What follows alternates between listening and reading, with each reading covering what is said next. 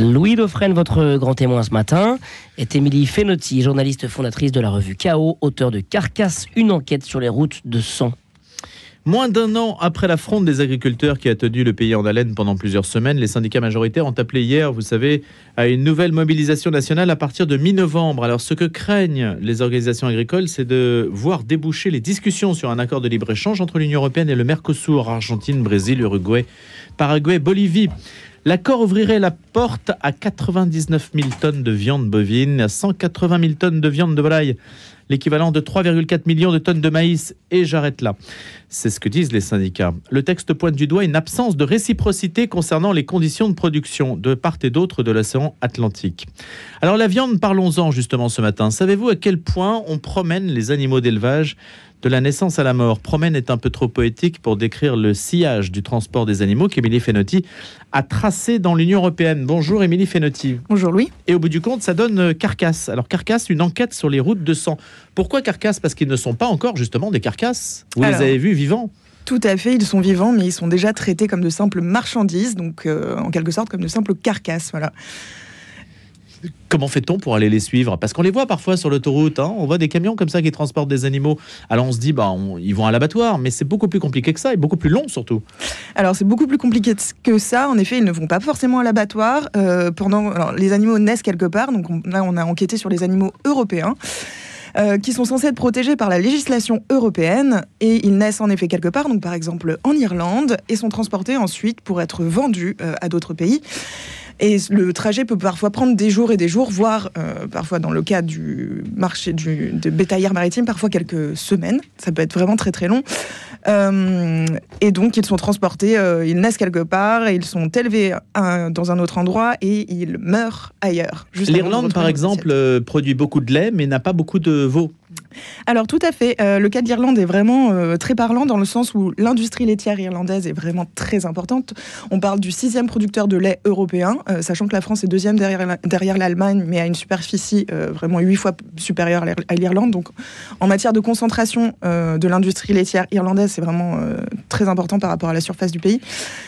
Et les Irlandais, d'un point de vue culturel, ne consomment pas de veau. Ce qui fait qu'en fait, contrairement à ce qu'on pourrait penser généralement, pour qu'il y ait du lait, il faut forcément qu'il y ait un veau. C'est-à-dire que l'industrie laitière irlandaise se retrouve avec des centaines de milliers de veaux chaque année, la plupart du temps donc au printemps, sur les bras. Ce sont des veaux dont elle ne veut pas, dont elle n'a rien à faire, et en fait, elle va les exporter vers le continent européen, donc dans des conditions que nous avons suivies avec les associations de défense du bien-être animal. Qui arrive à Cherbourg? Qui arrive à Cherbourg, tout à fait. Donc, les animaux, les veaux, donc, qui sont à ce moment-là de leur vie non sevrés, donc ce sont des animaux très jeunes, dont les industriels essayent de se débarrasser vraiment, enfin les éleveurs laitiers essayent de se débarrasser le plus tôt possible, donc ils sont non sevrés, c'est-à-dire qu'ils ne consomment que du lait au moment où ils sont transportés. Donc ils partent de la ferme où ils sont nés, ils sont ensuite vendus dans des marchés à bestiaux, qui sont répartis un petit peu partout sur le pays. Et là, ils voyagent jusqu'au port, alors nous, on les a suivis jusqu'au port de Rosslare. Là, ils embarquent sur un ferry, qui est un ferry assez spécial dans le sens où ils transportent des animaux, donc dans des bétaillères, mais aussi des passagers. Donc voilà, si certaines personnes sont allées en Irlande en ferry ou en reviennent, elles ont peut-être voyagé avec ces veaux irlandais. Pas besoin d'autorisation spéciale pour voyager sur le ferry. Ah non, pas du tout. Ce ferry-là, en tout cas. Voilà, ce ferry, vraiment, donc, qui est habitué au transport de bétaillères irlandaises, et arrive au port de Cherbourg. En général, à ce moment-là, le voyage a déjà duré à peu près... 18 heures, là. Alors, 18 heures, oui. Alors, sachant que la limite de voyage pour les veaux non sevrés, c'est de 19 heures. Au bout de 9 heures, normalement, ils sont censés pouvoir se reposer, être nourris, sauf qu'ils ne boivent que du lait. Donc, en fait, c'est déjà impossible au niveau d'un point de vue logistique de les nourrir sur le ferry. Il faudrait le faire à la main. Il faudrait le faire à la main, tout à fait. Et donc, ils arrivent à Cherbourg, et là, ils sont débarqués dans ce qu'on appelle un centre de transit. Donc, c'est vraiment un espace qui n'existe que par rapport à ce commerce. Et là, ils vont être nourris et pouvoir se reposer normalement pendant 24 heures. Et qu'en fait-on après ? Ensuite, ils repartent. Ensuite, ils repartent vers d'autres pays. Donc, le pays où ils vont être engraissés la plupart du temps. Nous, on les a suivis jusqu'aux Pays-Bas. Donc, c'était quand même une course-poursuite qui nous a duré plus de 24 heures non-stop. Mais pourquoi les Pays-Bas ? C'est quand même absurde que ce tout petit pays soit une puissance agricole, honnêtement. Eh bien, les Pays-Bas sont vraiment dans le top 3 des producteurs de viande de veau, européens, juste à côté de la France d'ailleurs. Hein. On est les 2 leaders. Et possèdent énormément de fermes d'élevage de veaux. Et donc, en fait, ils sont les premiers importateurs de ces veaux irlandais, qu'on va retrouver ensuite parfois dans nos supermarchés. Mais pourquoi ça n'est pas culturel ? Alors, pourquoi ils importent les veaux C'est un business, en fait. C'est complètement un business. C'est-à-dire que l'Irlande en bénéficie, parce que voilà, les Pays-Bas lui offrent l'opportunité de se débarrasser de ses veaux. Et par derrière, en fait, les Pays-Bas complètement ont fait de l'élevage de veaux une sorte recycle et cool. Voilà. Et que font-ils aux Pays-Bas, ces veaux ? Eh bien, les associations avec lesquelles j'ai travaillé ont été jusqu'à documenter donc certaines fermes d'engraissement, d'élevage de veaux. Et là, disons qu'après des jours de transport, la réalité n'est vraiment pas rose pour les veaux. Alors, bien sûr, ça va dépendre de la qualité de l'élevage, mais ils sont parfois vraiment enfermés dans des cages, élevés... Maltraités. Maltraités, ouais. C'est le terme, hein, parce que c'est quand même le cœur de la démarche qui vous anime. Hein. C'est la lutte contre la maltraitance animale, qui est un phénomène aujourd'hui de société un peu montant quand même. Émilie Fenotti. Tout à fait. Et ça illustre ça. Et donc, les Pays-Bas ne gardent pas les veaux. Ils les gardent jusqu'à l'âge de 8 mois. Donc, 8 mois, c'est l'âge où un veau part à l'abattoir. Hein. Et puis ensuite, en effet, soit ils envoient les carcasses dans des frigos réfrigérés vers nos boucheries, soit en effet ils les empaquetent sous vide, et ça se retrouve dans nos supermarchés également. Est-ce qu'on peut prendre la mesure, Émilie Fenotti, de ce commerce, en fait, de ce commerce du transport animal ? Alors, pour ce qui est des veaux irlandais, par exemple, c'est environ 300 000 têtes qui sont exportées de l'Irlande vers le continent européen chaque année. Ça représente 200 millions d'euros quand même, ce commerce. Et après, c'est quand même assez difficile de quantifier combien les... Enfin, il y a beaucoup d'acteurs en fait dans ce marché-là. Il va y avoir les donneurs d'ordre, donc les vendeurs. Il va y avoir les transporteurs qui, eux, vivent donc du transport de ces animaux. Par exemple, les chauffeurs qui sont responsables du bien-être des animaux pendant toute la durée du trajet. Et puis, en bout de ligne, il y a les éleveurs, les engraisseurs qui vont vraiment, eux, produire la viande. Il y a les veaux, mais il y a aussi les porcs. Et les porcs, ça obéit à une saisonnalité religieuse en particulier. Alors, les porcs, pas tellement, on ne l'a pas vraiment étudié. Les moutons, pardon. Les moutons, voilà. Les moutons, oui, tout à fait, les moutons. J'ai confondu. Oui. Donc les moutons, oui. Alors, il y a un transport qui se fait par la route, donc à travers l'Europe, ou par bateau, par ferry, mais ça, c'est vraiment un point particulier du transport des veaux. Mais il y a aussi les bétaillères maritimes qui représentent une grosse partie du commerce des animaux vivants. Alors, par exemple, nous, en France, on a le port de Sète qui transporte au moins une centaine de milliers d'animaux par an dans son port, où transitent les bétaillères maritimes. Donc vers le Maghreb en particulier pour Tout à fait, vers le Liban, vers l'Israël. Moutons.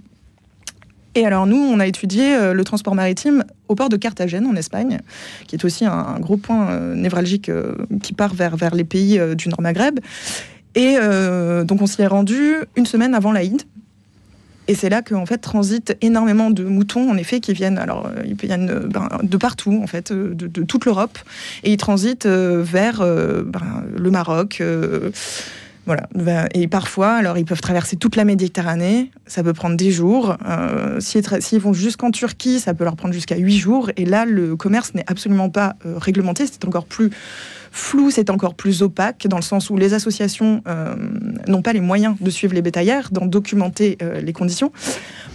Mais que ce sont quand même des navires qui ont été recyclés en quelque sorte, qui sont très vieux, qui ont une quarantaine d'années de moyenne, ce qui est énorme pour un bateau. Et qui sont la plupart du temps immatriculés sous pavillon noir. Donc pavillon noir, ça veut dire que les conditions de sécurité sont vraiment minimes. C'est vraiment le minimum. Donc c'est encore pire en dehors de l'Union européenne en fait. Hein. C'est encore plus la zone de non-droit. Si on doit considérer ce transport maritime. Ce que les associations de défense du bien-être animal, qui sont celles que j'ai suivies, des associations européennes réparties un peu sur tout le territoire, réclament, c'est que la législation soit adaptée. Donc c'est une législation qui est censée protéger les animaux européens, donc nés sur le sol européen. Et ils souhaitent que la législation soit adaptée dans le sens où le droit de regard n'est pas possible en dehors des limites de l'Europe. C'est-à-dire qu'une fois que les animaux sont en effet partis en bateau vers d'autres pays, ou alors qu'ils traversent par la terre, la frontière, la dernière frontière turque, donc celle qui va vers l'Irak, il est impossible de savoir quelles sont les conditions de transport ou quelles sont les conditions d'abattage ou d'élevage. Ce qui fait qu'on se retrouve avec des animaux qui peuvent être français, qui vont connaître des conditions vraiment terribles de fin de vie. Enfin, de toute façon, est-ce qu'on peut parler de début de vie à ce moment ? Mais la frontière bulgaro-turque est l'une des plus denses en termes de trafic de camions en particulier. Et d'ailleurs, je crois que votre histoire commence là, d'ailleurs. Alors oui. Alors l'histoire commence là, mais c'est vrai que ça a été sur la fin de l'enquête d'aller voir ce qui se passe à cette frontière. C'est une frontière qui est importante d'un point de vue donc du transport et du commerce qui se fait entre l'Europe et le reste du monde par la terre. Donc là, on parle vraiment de transport par bétaillère, par camion. Et c'est un point important. Alors c'est un point qui peut être intéressant d'étudier parce que les conditions climatiques, par exemple, en été, à cet endroit-là, peuvent être très intenses pour les animaux. Donc on peut avoir des animaux qui viennent du Danemark, par exemple, des génisses danoises, qui vont se retrouver bloqués à la frontière pendant plusieurs semaines, parfois, en raison de complications administratives. C'est il se passe la même chose si, par exemple, sur une bétaillère maritime, des animaux développent une maladie. Et que beaucoup meurent ou pas ? C'est très difficilement quantifiable. Parce que c'est très difficilement quantifiable, parce que si, par exemple, un animal est jeté par-dessus bord au cours d'un transport maritime, la plupart du temps, on va lui enlever son étiquette qui permettrait de savoir en fait d'où il vient et où il a été enregistré. L'étiquette, c'est l'ordre de naissance. En fait, c'est ce qu'on voit sur tous les bovins, par exemple. Quand vous allez vous promener en campagne, vous voyez une étiquette avec un numéro et en fait, ça affiche le pays de naissance et un numéro. Donc, et quand on la lui retire, il est à l'abattoir ? Alors, quand on la lui retire... Alors, je pense pas qu'on s'embête à lui retirer à l'abattoir. Mais il l'a toute sa vie ? Il l'a toute sa vie, ouais. Il l'a toute sa vie. Par contre, en effet, si un animal meurt sur un bateau, ça s'est vu récemment, par exemple en Bretagne, l'an dernier, on a eu des carcasses de vaches qui sont arrivées sur les côtes bretonnes. Et on leur avait retiré cette petite étiquette. Ça permet en fait de ne pas pouvoir retrouver qui a lancé cet animal par-dessus bord. Et donc, c'est quand même une pratique qui est complètement illégale. Les animaux ne sont pas censés mourir pendant le transport et ils ne sont pas censés être jetés à la mer. Émilie Fenotti, ces associations, il y en a qui sont très connues. Il y en a une, L214, qui a beaucoup fait parler d'elle, en particulier pour les vidéos. Alors, ce n'est pas directement votre sujet, la question de l'abattage, mais en particulier l'abattage rituel. Est-ce qu'il y a quelque chose à dire sur l'abattage rituel musulman, par exemple ?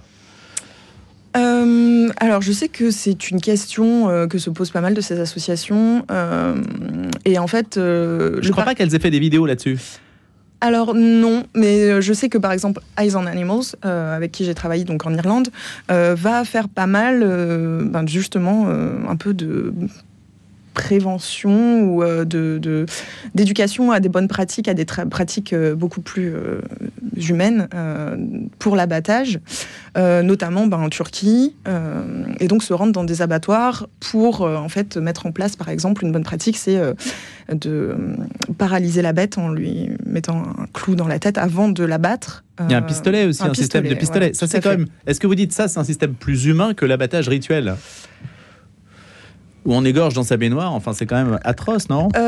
Écoutez, c'est sûr que d'un point de vue éthologique, en effet, il y a certaines conditions qui peuvent causer plus de souffrance à l'animal. Mais diriez-vous, Émilie Fenotti, que l'Europe devrait avoir un droit de regard sur la manière dont les animaux sont abattus déjà sur son territoire, le territoire européen, et puis sur les autres territoires, en disant, voilà, la maltraitance animale, c'est pour tout le monde.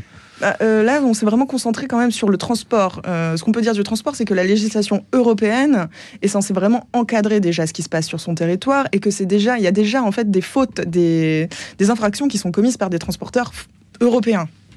Donc après, le droit de regard sur les conditions d'abattage, ça vient par la suite, mais ne serait-ce que... C'est pour ça que j'ai dit que ce n'était pas votre enquête en particulier. Oui, tout à fait. Vous, c'est vraiment le transport. Et comment vous est venue l'idée d'ailleurs d'enquêter là-dessus ? Parce que c'est vrai que c'est un sujet un peu insolite. Je comprends que la curiosité amène à se dire, quand on voit des animaux dans un camion, mais tiens, au fait, quel est le circuit ?